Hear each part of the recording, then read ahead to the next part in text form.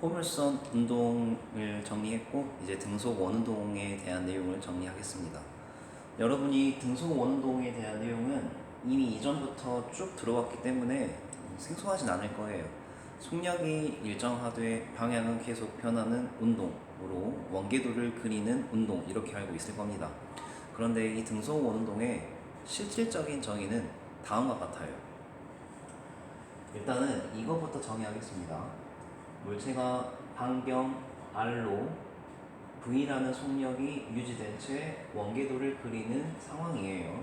이때 물체가 한 바퀴 도는데 걸리는 시간을 주기 T라고 하겠습니다.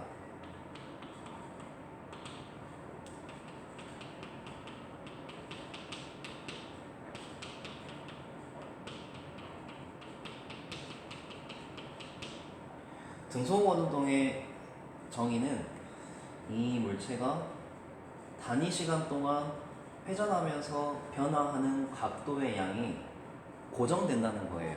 무슨 말이냐면 물체가 t1이라는 시간 동안 세타 1만큼의 각도가 변했다고 합시다. 그리고 t2라는 시간 동안 각도가 세타 2만큼 바뀌었다고 할게요. 그리고 한 바퀴 도는데 전체 걸린 시간, 전체 시간 주기 동안 한 바퀴는 360도니까 2파이겠죠. 등속 원동이 되려면 시간당 변화된 각도의 양이 일정해야 되기 때문에 이 모든 값이 똑같습니다.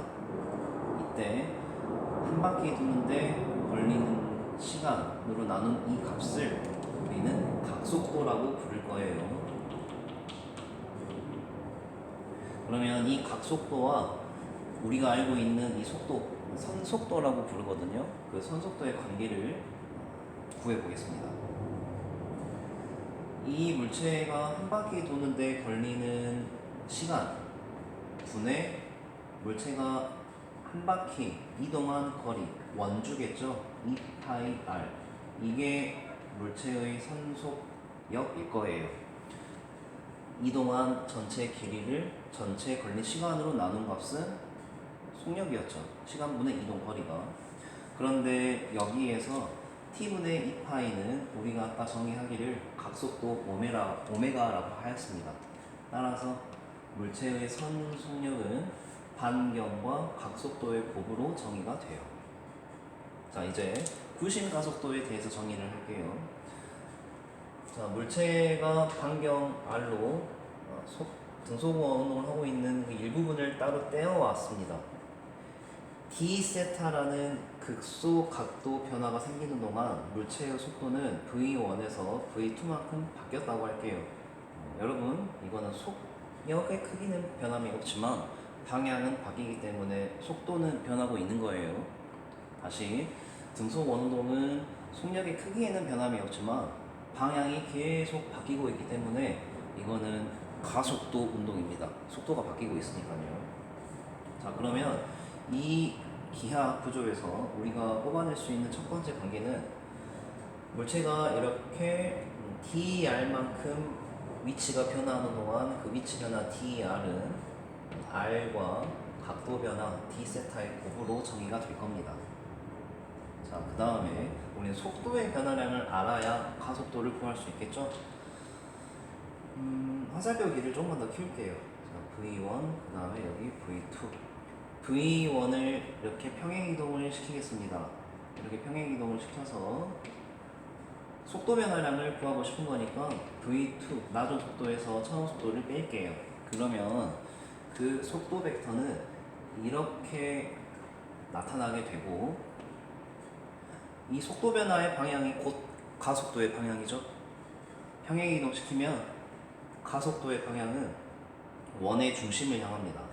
자, 이거는 어느 일부분을 떼어와서 속도 변화를 벡터를 구하는들 모두 속도 변화의 방향이 원의 중심을 향하는 걸 확인할 수 있어요. 가속도의 방향은 항상 원의 중심을 향한다더라. 크기를 정의하겠습니다. 크기는 이렇게 평행이동 시키면 기하 구조에 따라 이 사이각도도 역시 d세타가 될 거예요.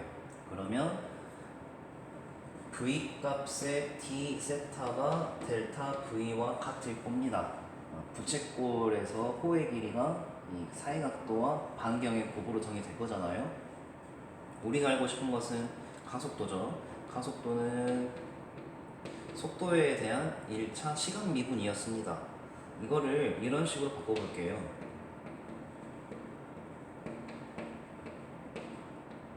이렇게 바꾸어도 식의 변함은 없어요. TT분의 DR 위치에 따른 1차 시간 미분은 속도였었고 DR분의 DV 이거는 방금 여러분이 살펴보았던 이 식을 통해서 이러한 관계를 얻을 수가 있습니다.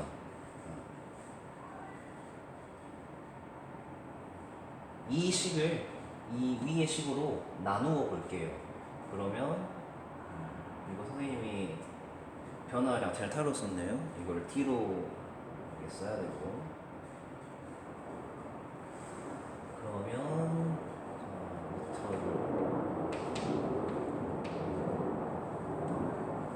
이 양변을 나눠버리면 dr분의 dv가 r분의 v와 같다는 관계식이 나옵니다. 이 자리에다가 r분의 v를 대입하는 거예요. 따라서 원동하는 물체의 구심 가속도의 크기는 r분의 v 제곱이 나옵니다. 그러면 F는 MA에 따라서 물체에 작용하는 구심력은 질량과 가속도의 곱일 것이기에 이 물체에 작용하는 구심력은 R분의 MV 제곱으로 정의가 되겠죠. 그리고 V가 아까 R 오메가였기 때문에 V 자리에다가 R 오메가를 대입해서 정리하면 MR 오메가 제곱이라는 공식도 나오게 돼요. 자, 여기까지 등속 원동하는 물체의 선속도와 가속도의 관계, 구심, 가속도의 크기를 그리고 방향을 정의하였습니다.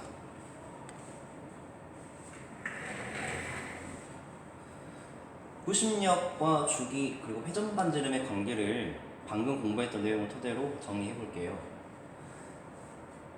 추 질량이 라지 m인 물체가 실에 매달려 있고 또 다른 실에 스몰 m인 질량이 v라는 속력으로 등속 원운동을 하고 있어요. 반경은 스몰 l이고요. 현재 라지 m은 정지에 있고 스몰 m은 등속 원운동합니다. 그러면 우리는 등속 원동하는 이 스몰 m에게 작용하는 구심력의 정체가 무엇인지 확인을 해볼 거예요.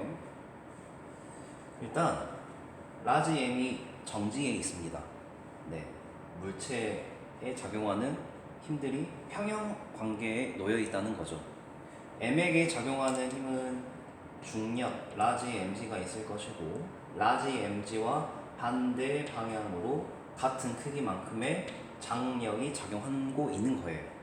이때 장력과 중력이 같기 때문에 물체 라지 m은 평형 관계라서 평형 상태에 놓여 있어서 정지할 수 있는 겁니다. 그러면 같은 실로 연결되어 있는 스몰 m에게도 장력이 작용하고 이 장력이 원의 중심 방향을 가리키고 있기 때문에 이 라지 t가 바로 스몰 m의 구심력이에요.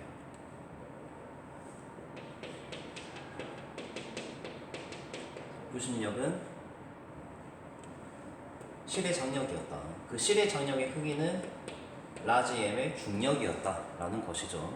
그러면 이 라지 t를 등속 원동하는 물체의 물리량으로 표현을 해보라고 한다면 우리 아까 구심력은 정의되기를 반경분의 물체의 질량과 속도의 제곱의 곱으로 정의가 됐어요. 이렇게 정의하는 거예요.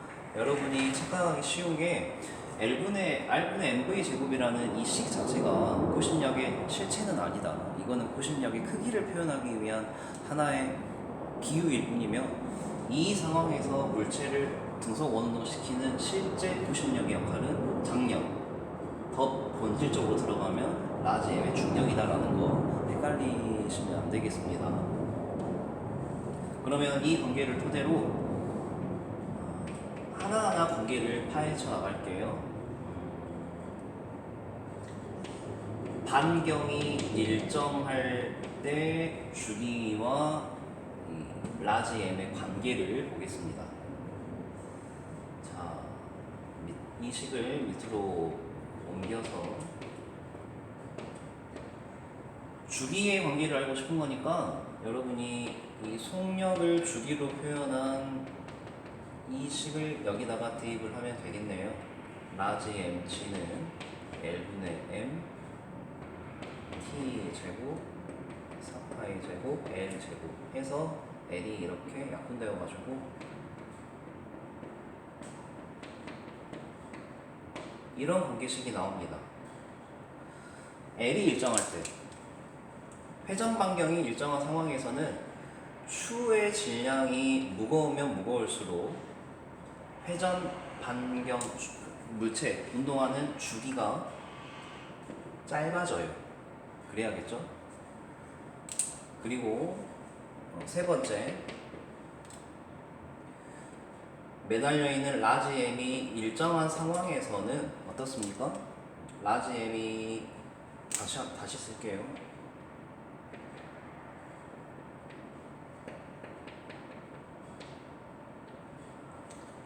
라지 m이 일정할 때에는 회전 반경이 길어질수록 주기도 따라 길어져야 돼요.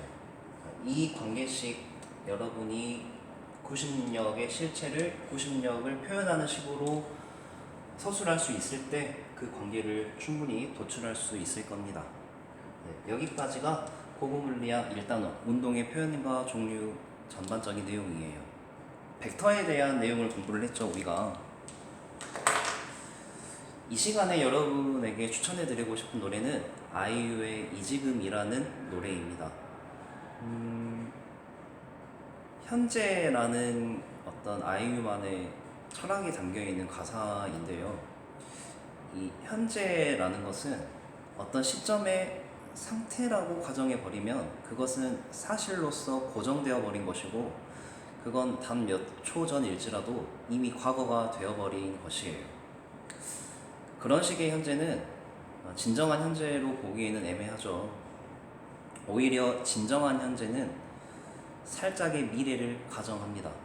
그렇기 때문에 현재는 정적인 것이라기보다는 동적인 무언가에 가까워요. 그래서 아이유의 이지금이라는 노래 가사에서도 말하기를 이 지금이라는 것은 아득한 미래로부터 날아오는 동적인 무언가입니다.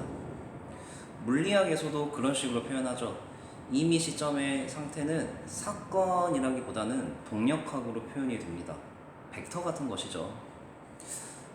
스칼라는 크기만을 나타내는 물리량이기 때문에 과거에 가까운 현재라면 벡터에는 방향 또한 담겨 있기에 살짝 미래지향적인 어떤 물리량에 가깝다라고 볼 수가 있어요. 가령 다음과 같은 벡터가 있다고 합시다. 이런 속도 벡터가요.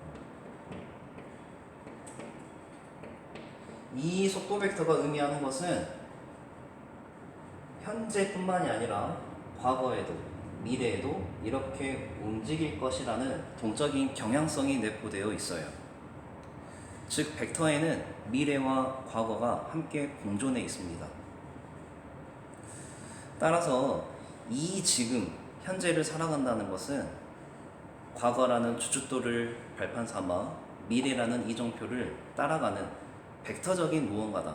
그렇기에 현재를 살아가는 데 있어서 방향이 중요할 수밖에 없다는 것이죠.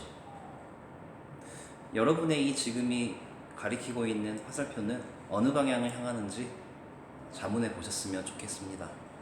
오늘도 물리를 통해 인생을 배웁니다.